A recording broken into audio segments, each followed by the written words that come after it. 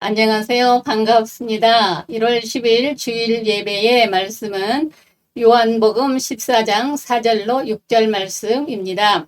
내가 어디로 가는지 그 길을 아느니라. 도마가 이르되 주여 어디로 가시는지 우리가 알지 못하거늘 그 길을 어찌 알겠사옵나이까. 예수께서 이르시되 내가 곧 길이요 진리요 생명이니 나로 말미암지 않고는 아버지께로 올 자가 없느니라. 아멘. 지금의 세대는 홍수처럼 말들이 쏟아져 나오고는 있지만 거의가 대체적으로 무난한 이론일 뿐 성경의 전곡을 찌르는 진리의 말씀이 드문 것이 가장 큰 문제입니다. 그만큼 믿음은 아무나의 것이 아니며 진리의 말씀은 밭에 감추어진 보화와 같다는 말입니다. 예수님이 하신 일이 우리에게 매우 중요한 일이지만 우리의 시선이 이 땅에 오신 가시적인 예수님에게만 집중되어 있으면 안 됩니다. 참 하나님의 자녀라면 거듭난 영으로 열린 눈을 가지고 그분을 따라 하나님께 나아갈 수 있어야 합니다. 우리의 신앙이 십자가 앞에 감추어 있어서는 안 됩니다. 또 내가 그리스도 안에 있어 제사함 받고 영생을 얻는 하나님의 자녀가 되었다. 그리고 예수님이 다시 오신다 하는 자리에 안주해서는 안 됩니다. 그러면 반쪽 신앙일 뿐입니다. 많은 사람들이 예수님이 아버지께로 가서 천국을 완성하신 다음에 다시 오셔서 우리를 데려갈 것이라고 생각하고 천진난만하게 기다리는 믿음을 가지고 있습니다. 눈에 보이는 천국과 눈에 보이지 않는 길이 열리기를 기다리는 것입니다. 그러나 시브리 9장을 보시고 계시록 12장을 보시면 이미 천국은 깨끗하게 완성이 되어 더 이상 손댈 곳이 없습니다. 그렇기 때문에 예수님이 주기도에서 하늘에서 그분의 뜻이 이루어진 것처럼 땅에서도 이루어지기를 기도하라고 하신 것입니다. 만약 완성되지 않은 천국이라면 우리더러 이렇게 기도하라 하실 일이 만무입니다. 요한복음 14장에서 예수님은 다락방 광화라는 고별 설교를 시작하면서 바로 그분의 유언입니다. 다 알다시피 유언은 유언한 사람이 죽어야 효력이 발생합니다. 이 말씀은 예수님이 죽으신 다음 다시 사시고 하늘에 오르신 후에 진리의 성령을 보내신 다음 그 말씀이 이루어집니다. 그러므로 이 말씀은 바로 그분의 유언입니다.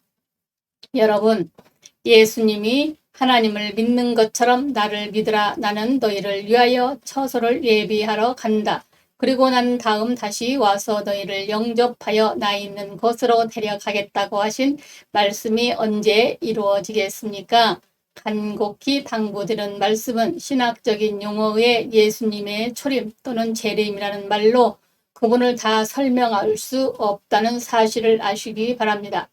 예수님은 태초부터 만물 가운데서 한 번도 왔다 갔다 하신 적이 없이 항상 계신 분이십니다. 더군다나 주무시거나 조신 적도 없습니다.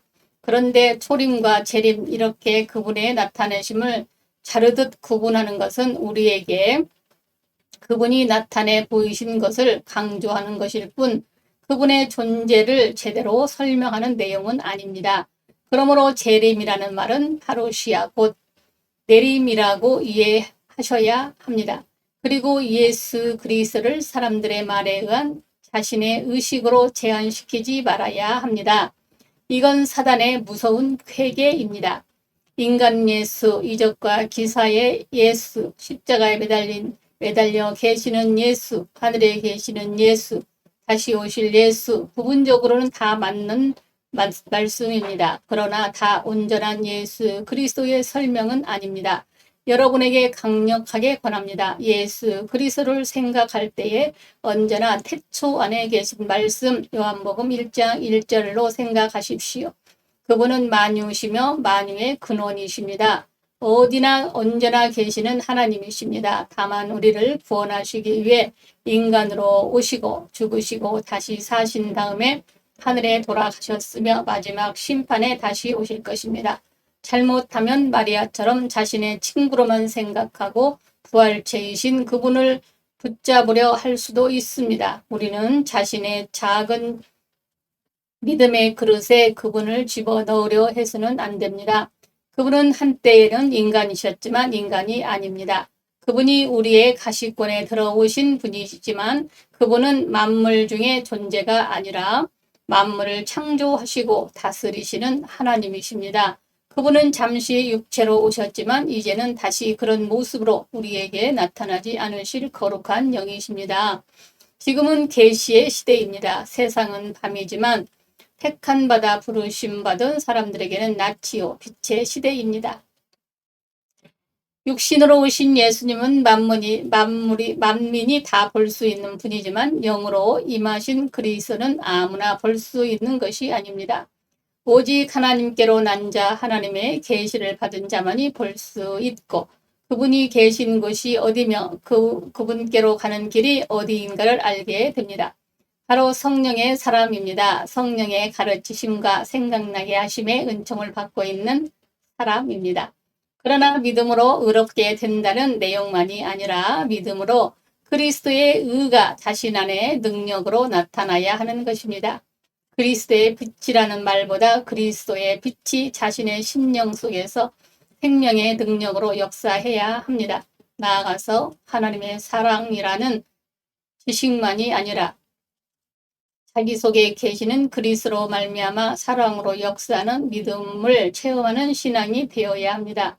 이건 믿음의 분량에 따라 각자에게 나누어 주시는 그리스도의 비밀입니다. 그런 실제적인 믿음의 사람이 되기 위해선 진리의 성령 곧 보혜사 성령의 도우심이 절대적입니다. 그러나 우리 주 예수 그리스도는 분명히 그분이 가시는 그곳과 그 길을 자연인 상태로는 아무도 모르지만 진리의 성령을 모신 사람들은 그곳과 그 길을 알리라고 말씀하셨습니다. 내가 가는 곳에 내가 지금은 따라올 수 없으나 후에는 따라오리라. 요한복음 14장 36절. 이 말씀은 결코 마지막 심판때에 일어날 일이 아닙니다. 보혜사 성령이 오셔서 우리 주 예수 그리스도가 하신 일을 완성시키는 지금 바로 현재에 일어나는 일입니다.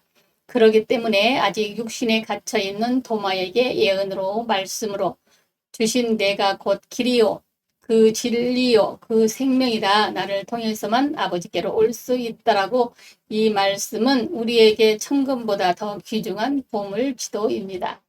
그분이 바로 하나님께로 가는 유일무이한 방법입니다. 그분 외에는 결코 없습니다. 사도행전 4장 12절 오직 한 길입니다.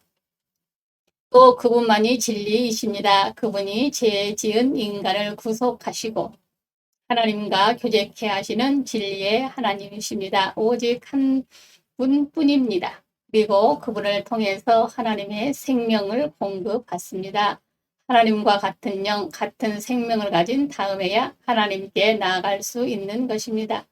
순서를 말하자면 예수 그리스도가 이 땅에 오셔서 하나님의 나라를 전파하시고 십자가에 피 흘려 죽으심으로 우리의 구속 사역을 완성하셨습니다. 무덤과 죽음에서 다시 살아나심으로 상천하지에 모든 존재로부터 하나님의 아들로 인정받으시고 하나님의 우편에 앉으신 다음 원수 마귀가 그분의 발등상이 될 때까지 천지를 다 다스리시는 만왕의 왕이 되셨습니다. 그리고 보혜사 성령을 자신의 이름으로 보내시고 그 진리의 성령과 함께 일하십니다. 그 진리의 성령으로부터 그리스도를 배우고 그분의 영과 생명을 흡수하는 사람은 그분이 가신 곳에 그 길을 압니다. 그래서 그분의 길로 삼고 그 진리를 따라 하나님과 하나가 되고자 합니다. 그 길에서 쌓여지는 하나님의 생명에 의해 그분과 하나가 되어가고 하나님과 하나가 되어가는 것입니다. 그분이 나의 집이 되고 내가 그분의 집이 되어가는 신령한 집으로 지어져가는 것입니다. 이와 같이 사람에게는 이 더럽고 추하고 욕된 육신의 옷을 벗고 영원히 썩지 않고 변하지 않는 영광스러운 새 옷을 갈아입는 것을 필연이며 당연한 소망인 것입니다.